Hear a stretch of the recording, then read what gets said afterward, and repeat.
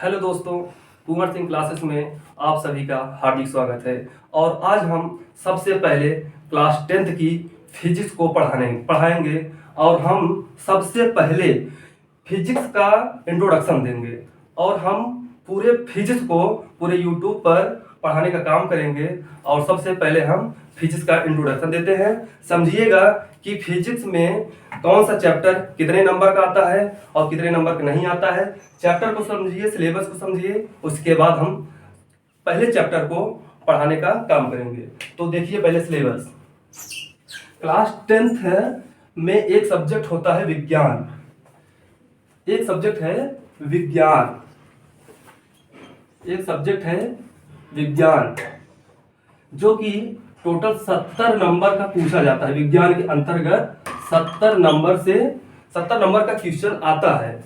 और टोटल तो होता है 100 नंबर का, लेकिन 30 नंबर जो होता है वो प्रैक्टिकल से होता है, जो प्रोजेक्ट वर्क का होता है उससे नंबर मिलता है। तो 30 नंबर छोड़ दीजिए, बचा 70 नंबर। 70 नंबर से 3 सब्जेक्ट से पूछे जाते हैं। कौन कौन से देखिएगा?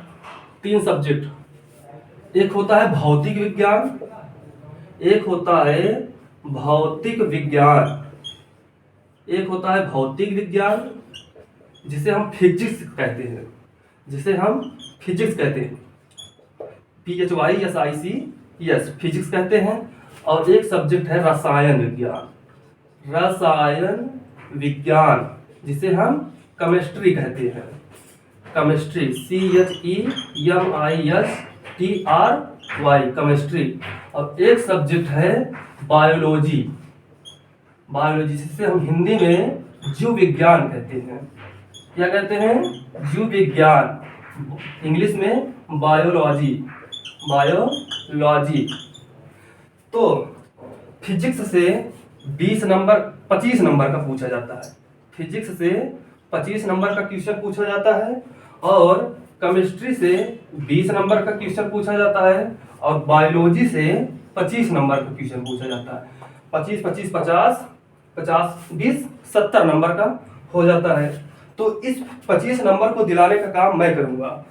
यूट्यूब पर पूरे फिजिक्स को पढ़ाऊंगा। आज मेरा पहला चैप्टर होगा और पूरा अंत करूंगा फिजिक्स का। और हमारे साथ आप लोग जुड़िएगा और फिजिक्स को बहुत बेहतरीन तरीके से, बहुत ही शानदार तरीके से पढ़ाऊंगा।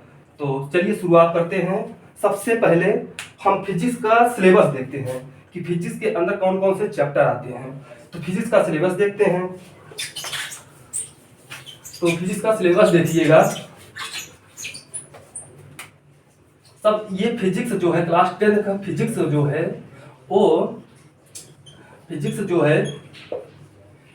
वो मुख्य रूप से 2 भागों में है। एक क्या है? लाइट और एक इलेक्ट्रिक दो भागों में मुख्य रूप से विभाजित है। और लाइट के अंतर्गत कौन कौन से चैप्टर पढ़ेंगे? लाइट के अंतर्गत हम कौन कौन से चैप्टर पढ़ेंगे? प्रकाश का परावर्तन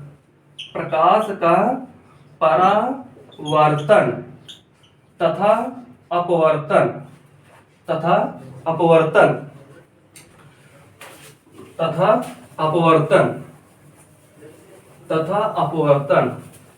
एक सेकंड दोस्तों, इसको थोड़ा सा इरेज कर दिया जाए। प्रकाश का प्रवर्तन तथा अपवर्तन। देखिए, जो रेफरेंस वाली बुक होती है, जो अब मार्केट में बहुत ज्यादा उपलब्ध है, तो पहले भी उपलब्ध था हालांकि, और उसमें बहुत सारे मतलब इसी प्रकाश का प्रवर्तन के अंतर्गत प्रकाश अपवर्तन ये अलग अलग चैप्टर कर देता था। बहुत सारे चैप्टर हो जाता था, अलग अलग टॉपिक से बढ़ा चढ़ा देता था बहुत। लेकिन जो NCERT पैटर्न जब से आया, मिक्स बहुत चैप्टरों को किया और एक साथ करने का काम किया वो चैप्टर। तो प्रकाश का परावर्तन तथा अपवर्तन पढ़ लेंगे। उसके बाद हम पढ़ते हैं लेंस पढ़ लेंगे। लेंस के बाद मानव नेत्र पढ़ेंगे। मानव नेत्र के बाद हम प्रिज्म पढ़ेंगे। प्रिज्म के बाद होगा सूक्ष्मदर्शी एवं दूरदर्शी। हालांकि क्लास 10th में अब सूक्ष्मदर्शी और दूरदर्शी शायद है कि नहीं है सिलेबस में, इसको हटा दिया गया है। तो लेकिन हम पढ़ाते हैं, यूट्यूब पर पढ़ाएंगे इसको। तो सूक्ष्मदर्शी एवं दूरदर्शी ये हमारा लाइट के अंतर्गत हो गया। तो अब इलेक्ट्रिक यानी विद्युत के अंतर्गत कौन कौन सा चैप्टर आएगा उसको देखते हैं।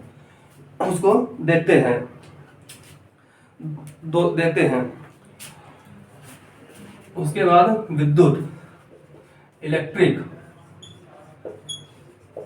के अंतर्गत देखते हैं कौन कौन सा चैप्टर आएगा। सबसे पहले विद्युत धारा इलेक्ट्रिसिटी, इंग्लिश में क्या कहेंगे, इलेक्ट्रिसिटी, विद्युत धारा। फिर विद्युत धारा का ऊष्मीय प्रभाव, विद्युत धारा का ऊष्मीय प्रभाव।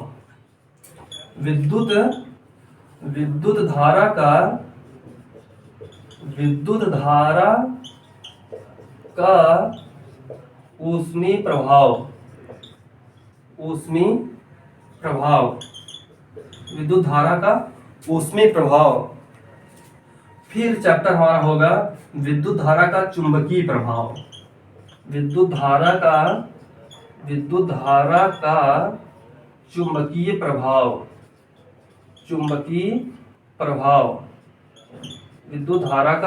प्रभाव। फिर अगला चैप्टर क्या होगा, विद्युत चुंबकीय प्रेरण।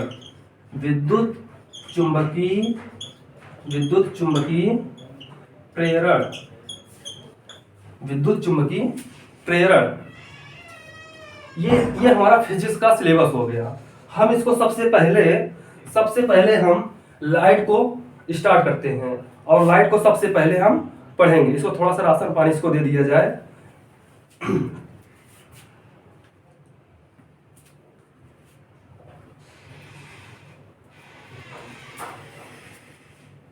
सबसे पहले तो अब पढ़ते हैं हम लाइट से शुरुआत करते हैं। लाइट से शुरुआत करते हैं।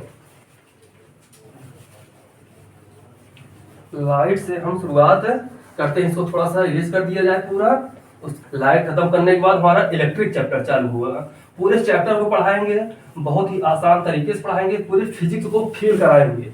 आप लोग देखिएगा, बस हमारे साथ जुटे रहिए। उसके बाद पूरे फिजिक्स को बहुत ही शानदार तरीके से पढ़ाएंगे। तो सबसे पहले ये प्रकाश होता क्या है उसे देखते हैं। तो दोस्तों प्रकाश से हम शुरू करते हैं। तो सबसे पहले समझते हैं कि प्रकाश होता क्या है। लाइट समझते हैं क्या है लाइट। तो मैंने पूरे फिजिक्स का सिलेबस मैंने बता दिया है, एकदम शुरुआत से बताया है क्या है सिलेबस में, क्या नहीं है सिलेबस में, कैसे पढ़ाना है, कैसे नहीं पढ़ा है, मैंने पूरा एक्सप्लेन कर दिया है। तो सबसे पहले शुरुआत करते हैं प्रकाश होता क्या है। देखिए पूरे फिजिक्स को अगर फिजिक्स को फील नहीं किए तो फिजिक्स नहीं है। इसलिए फिजिक्स को बहुत ही अच्छे तरीके से फील करिएगा, समझिएगा। फिजिक्स यानी लाइट मतलब प्रकाश क्या होता है। देखिए परिभाषा के रूप में पहले न जाकर पहले व्यवहारिक तरीके से समझते हैं। जैसे कोई व्यक्ति किसी अंधेरे जगह पर मौजूद है और अचानक से कोई लाइट जल जाए, प्रकाश जल जाए, तो उसे कुछ लगता है, उसके मन में यही आता है ना कि अब उसको मतलब उसके आसपास की चीजें उसे दिखाई देने लगती हैं। ये जैसे किसी बंद कमरे में है और तब अचानक से लाइट आ जाती है, तो वो मान लीजिए वो बैठा है, कुछ भी कर रहा है, तो उसे एहसास होने लगता है कि हाँ ये मेरा बुक है, ये मेरा मेज है, ये मेरा ये चीज है, वो चीज है। अर्थात ये कह सकते हैं कि वो अपने हर वस्तुओं का अनुभव कर सकता है, अनुभव क्या देख सकता है वास्तव में, हाँ ये चीज है, ये चीज है। तो हम ये कर सकते हैं, प्रकाश की परिभाषा ये दे सकते हैं कि प्रकाश एक प्रकार की ऊर्जा है जो हमें किसी वस्तु को देखने में सहायता प्रदान करता है। बहुत ही आसान तरीके से, बहुत ही आसान शब्दों में इस परिभाषा को दीजिएगा और हम इस परिभाषा को लिखते हैं। देखिएगा, प्रकाश एक प्रकार की ऊर्जा है। प्रकाश एक प्रकार की ऊर्जा है। प्रकाश एक प्रकार की ऊर्जा है, एनर्जी है, ठीक है। प्रकाश एक प्रकार की ऊर्जा है जिसके माध्यम से हम किसी भी वस्तुओं को देख पाते हैं। बस वही हमारा क्या है, प्रकाश। बहुत ही आसान शब्दों में समझिएगा।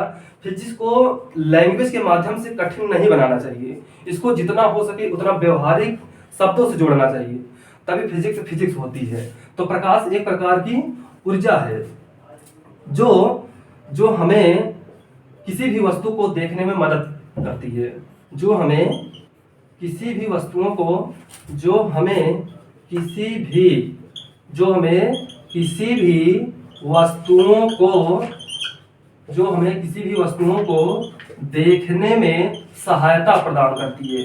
थोड़ा सा अच्छे शब्द डाल लीजिए। जो हमें किसी भी वस्तुओं को देखने में सहायता प्रदान करती है, उसी को हम क्या कहते हैं दोस्तों? सहायता प्रदान करती है, सहायता प्रदान करती है। उसे हम लाइट कहते हैं, उसे हम लाइट कहते हैं। ये हमारा परिभाषा हो जाता है लाइट का। उसके बाद आप लोग इसका स्क्रीनशॉट लेना चाहिए तो ले सकते हैं। उसके बाद हम आगे बढ़ते हैं। तो आशा करता हूं कि स्क्रीनशॉट आप लोग ले लिए होंगे। तो आगे बढ़ते हैं।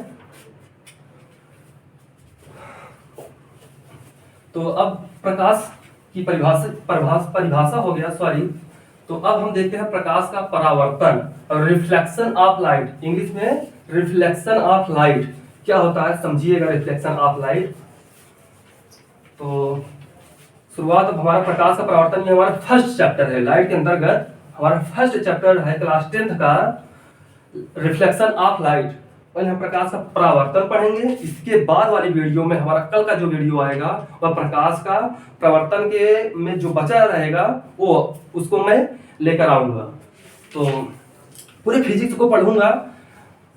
तो सबसे पहले प्रकाश का परावर्तन, प्रकाश का परावर्तन, प्रकाश का परावर्तन, प्रकाश का परावर्तन, रिफ्लेक्शन ऑफ लाइट। इंग्लिश में क्या कहते हैं? Reflection, reflection, reflection of light, reflection of light. ये हमारा प्रकाश का परावर्तन है। तो समझिएगा कि प्रकाश का परावर्तन होता क्या है। तो इसका परिभाषा हम डायग्राम के माध्यम से समझाते हैं। तो सबसे पहले एक डायग्राम बनाते हैं कि ये हमारा कोई सतह है, कोई हमारा क्या है? सतह है। इसे हम परावर्तक तल भी कह सकते हैं। इसको हम नीचे से क्या कर देते हैं? कलाई कर देते हैं। इसको हम ऐसे नीचे से कलाई कर देते हैं। ये हमारा परावर्तक तल है। ठीक है, हम लिख देते हैं यहाँ पे परावर्तक तल, परावर्तक तल। ठीक है, परावर्तक तल हो गया ये। तो परिभाषा को सुनिएगा। मैं एक बार नहीं, इसको मैं 3 बार 4 बार रिपीट करूंगा और इसको कोशिश यही करिएगा कि तुरंत समझिएगा, तुरंत दिमाग में बैठाइएगा। बहुत ही आसान परिभाषा है, कठिन नहीं है। बहुत ही आसान तरीके से बताने का काम करूंगा, सुनिएगा ध्यान से। प्रकाश का परावर्तन किसे कहते हैं? जब कोई प्रकाश की किरण, जब कोई प्रकाश किरण आती है, अर्थात जब कोई प्रकाश की किरण परावर्तक तल पर क्या होती है? टकराती है। थोड़ा सा सीधे बनाइएगा।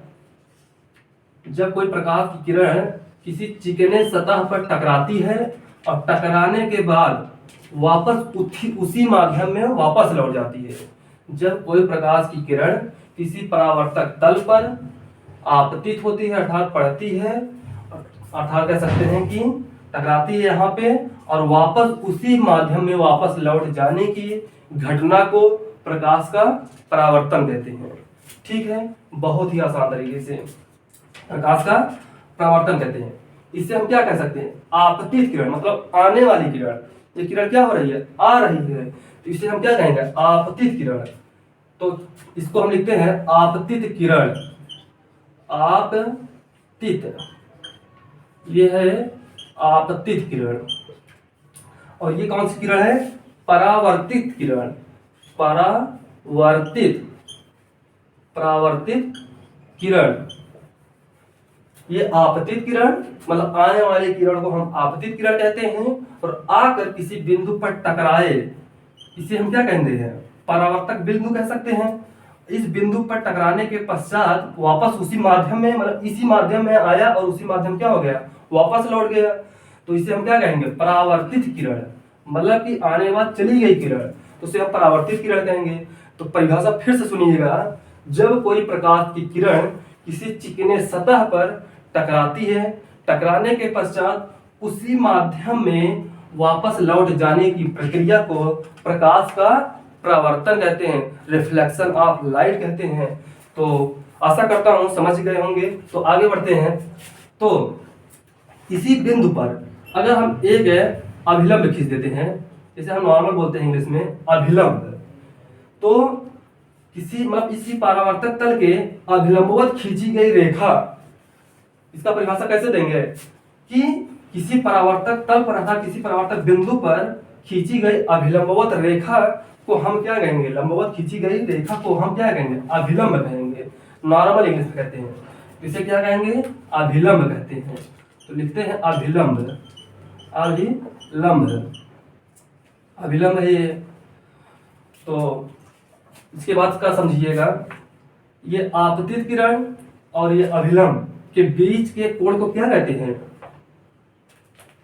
आपतित किरण तथा अभिलंब के बीच के कोण को क्या कहेंगे, आपतन कोण। कौन सा कोण कहते हैं, आपतन कोण, आपतन कोण। आपतन कोण को हम स्मॉल आई से प्रदर्शित करते हैं। ध्यान से समझिएगा और इसको दिमाग में हमेशा हमेशा के लिए बैठा लीजिएगा कि आपतन कोण को स्मॉल आई से प्रदर्शित करते हैं अर्थात रिप्रेजेंट करते हैं। तो और ये आपतित किरण और अभिलंब के बीच बने कोण को आपतन कोण कहते हैं। अभिलंब तथा परावर्तित किरण के बीच बने कोण को हम परावर्तन कोण कहते हैं। कौन सा कोण कहते हैं, परावर्तन कोण कहते हैं। तो यहां पर लिखिएगा परावर्तन कोण, परावर्तन कोण। अब परावर्तन कोण को किससे रिप्रेजेंट करते हैं, स्मॉल आर से, स्मॉल आर से। तो हम इस संबंध, यहां से एक संबंध ये हो सकता है कि कोण I इज इक्वल टू कोण R, अर्थात कोण I और कोण R सदैव आपस में क्या होते हैं, बराबर होते हैं। तो हम यहाँ पे लिख देते हैं, यहाँ पे कोण I इज इक्वल टू कोण I इज इक्वल टू कोण R। ये संबंध होता है, यहां से निकल के आता है ये संबंध कि कोण I और कोण R सदैव आपस में क्या होते हैं, बराबर होते हैं। तो इस परिभाषा को हम यहाँ पे साइड में लिखते हैं और आप लोग भी इसको स्क्रीनशॉट ले लीजिएगा और अपना अगर चाहते हैं नोट्स बनाना तो नोट्स भी बना लीजिएगा। तो यहाँ पे लिखते हैं, सबसे पहले प्रकाश का परावर्तन की परिभाषा को लिखते हैं। देखिएगा परिभाषा प्रकाश का परिवर्तन का, प्रकाश का परावर्तन का परिभाषा देखिएगा। परिभाषा, जब कोई प्रकाश की किरण, लिखिएगा जब कोई प्रकाश की किरण, जब कोई प्रकाश की किरण किसी चिकने सतह पर, किसी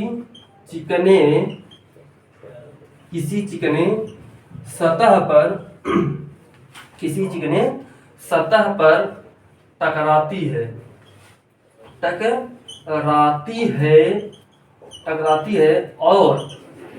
और टकराने के पश्चात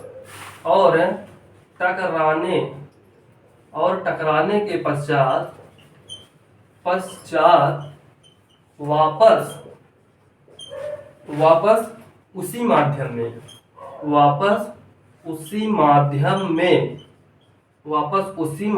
में लौट जाने की घटना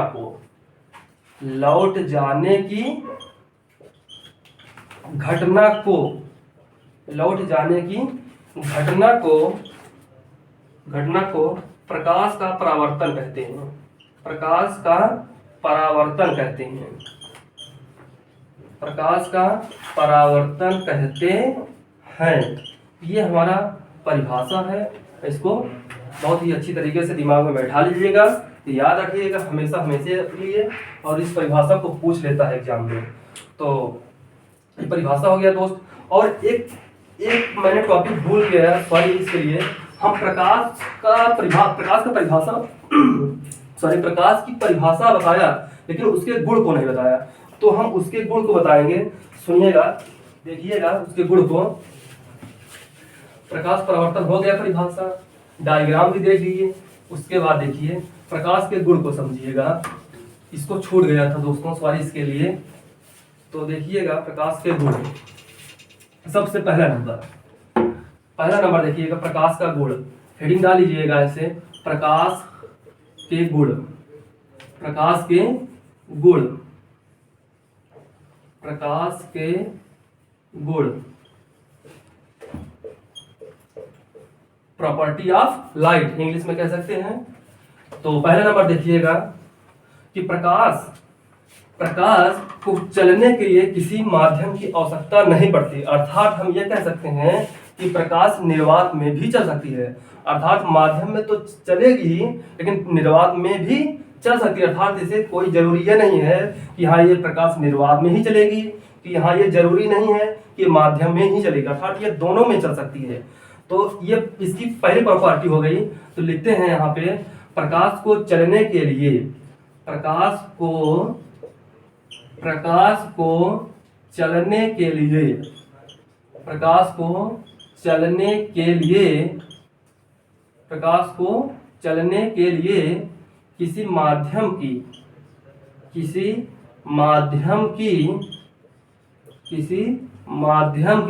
आवश्यकता नहीं पड़ती। इसके पहले गुण को लिख लीजिएगा, आवश्यकता नहीं पड़ती, आवश्यकता नहीं पड़ती है। इसकी पहली गुण हो गया, पहली प्रॉपर्टी हो गई। अब दूसरा समझिएगा, प्रकाश सदैव एक सीधी रेखा में चलती है। दूसरा गुण, प्रकाश सदैव एक सीधी रेखा में, प्रकाश सदैव एक सीधी रेखा में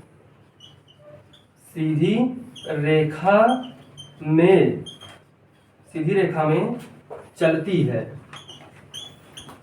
ये इसकी दूसरी प्रॉपर्टी हो गई। देखिए सदैव सीधी रेखा में चलती है, कुछ कंडीशन के तहत ये अपने मार्ग में परिवर्तन हो सकती है। जैसे कोई लाइट है, जैसे मान लीजिए सपोज करिए ये कोई लाइट है, ठीक है, ये कोई टॉर्च है जो मानव निर्मित है, ये टॉर्च मान लेते हैं। और जब यहाँ से प्रकाश की किरण निकलेगी तो ये किरण सीधे ऐसे निकल जाएगी। ये किरण अगर ऐसे निकल रही है तो ये सीधे ऐसे निकल जाएगी। अगर ये किरण ऐसे निकल रही है तो ये सीधे ऐसे निकल जाएगी। अगर ये किरण ऐसे निकल रही है तो सीधे ऐसे निकल जाएगी। इनके मार्ग में परिवर्तन तभी होगा जब इनके रास्ते में कोई लेंस रख दें, कोई हम परावर्तक इसमें कोई तल रख दें, कोई प्रिज्म रख दें। अर्थात कुछ न कुछ इस मतलब कंडीशन के तहत ये अपने मार्ग में परिवर्तन कर सकती है। अन्यथा ये अगर इनके रास्ते में अगर कोई बाधा नहीं आएगी, अर्थात ये कह सकते हैं कि इनके रास्ते में अगर कोई वस्तु को नहीं रखा जाएगा तो ये एक सीधी रेखा में चलने का काम करेंगी। इनके मार्ग में कोई परिवर्तन नहीं होगा। ये इसकी विशेषता है, इस प्रकाश की विशेषता होती है। तो मैं आशा करता हूं कि इस बात को भी आप लोग समझ रहे होंगे। तो आइए तीसरे गुण को देखते हैं। तीसरा गुण क्या है? देखिए प्रकाश का तीसरा गुण है कि प्रकाश अलग अलग माध्यम में प्रकाश की चाल अलग अलग होती है।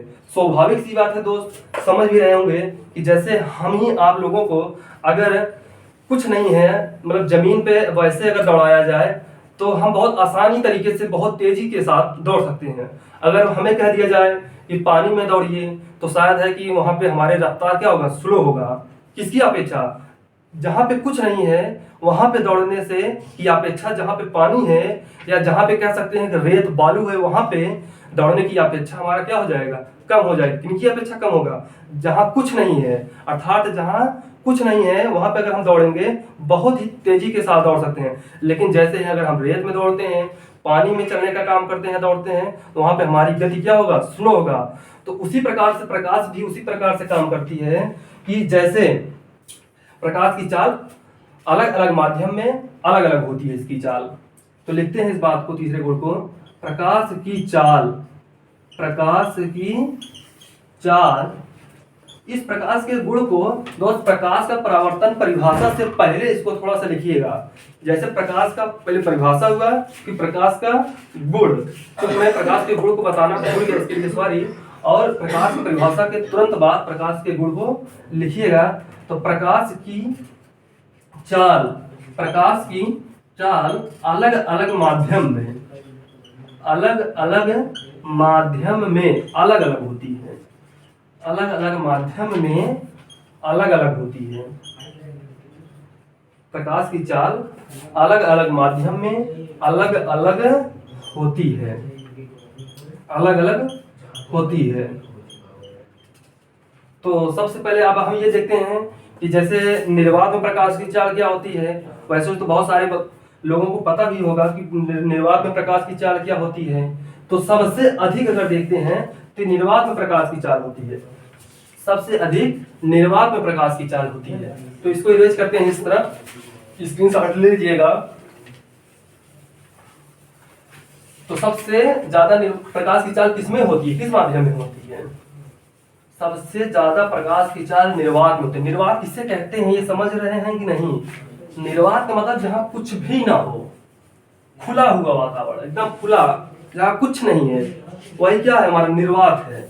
अब माध्यम कैसे हुआ, कहते हैं ना जैसे माध्यम, माध्यम मतलब क्या हुआ, माध्यम का मतलब ये हुआ जैसे कांच हुआ, ये क्या है, हमारा एक माध्यम है। जैसे दीवार रख दें, दीवार सामने है तो क्या दीवार को पार कर सकती है लाइट? नहीं, क्योंकि एक पारदर्शी होता है, एक अपारदर्शी होता है। अर्थात लाइट जहां पार कर जाए उसे हम पारदर्शी कहते हैं, अब जहां पे ना पार कर पाए वह अपारदर्शी होता है। तो पारदर्शी और अपारदर्शी में शब्द से समझिएगा, शब्द से क्लियर हो जाता है। पारदर्शी, पारदर्शी इसको समझिएगा कायदे से। पारदर्शी, पारदर्शी मतलब पार हो जाए, शब्द को तोड़िए और समझिए।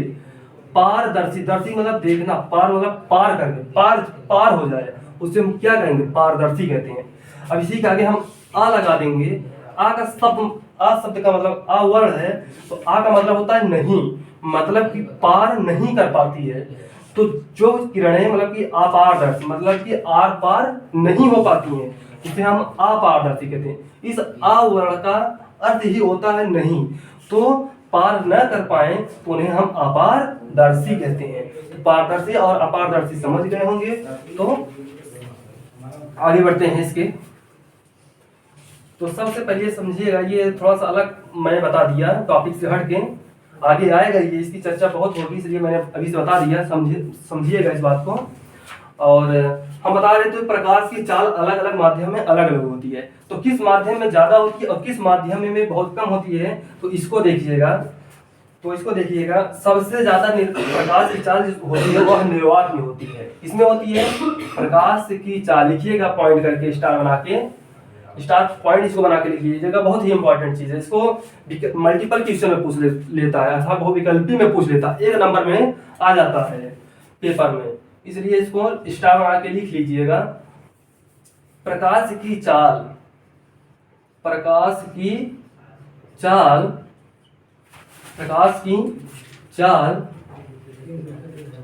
प्रकाश की चाल सबसे अधिक, सबसे ज्यादा, सबसे ज्यादा, सबसे ज्यादा निर्वात में होता है, सबसे ज्यादा निर्वात में होता है, सबसे ज्यादा, सबसे ज्यादा निर्वात में होता है, निर्वात में, निर्वात में होता है, सबसे ज्यादा निर्वात में होता है। तो प्रकाश की चाल सबसे ज्यादा कहाँ होती है, निर्वात में होती है। तो सबसे कम किसमें होती है, सबसे कम किसमें होती है, इसको देखिएगा, लिखिएगा, सबसे कम किसमें होती है प्रकाश की चाल, सबसे कम हीरे में होती है, सबसे ज्यादा निर्वात में और सबसे कम हीरे में। लिखिएगा इस बात को स्टार बना के। प्रकाश की चाल, प्रकाश की चाल, प्रकाश की चाल सबसे कम, सबसे कम हीरे में होती है, सबसे कम हीरे में होती है, हीरे में होती है, सबसे कम हीरे में होती है। तो इसका होती कितना है ये भी देख लीजिए, 2.25, 2.25 इंटू 10⁸ मीटर प्रति सेकेंड, ये इसकी चाल है, हीरे में प्रकाश की चाल है। तो इसका मात्रक भी साथ में लिखिएगा, अन्यथा नंबर नहीं मिल पाएगा। मात्रक बहुत ही इंपॉर्टेंट होता है, इस मात्रक को साथ में जरूर मेंशन करिएगा। ठीक है, इतना हो गया दोस्तों, ये प्रकाश के गुण हो गया।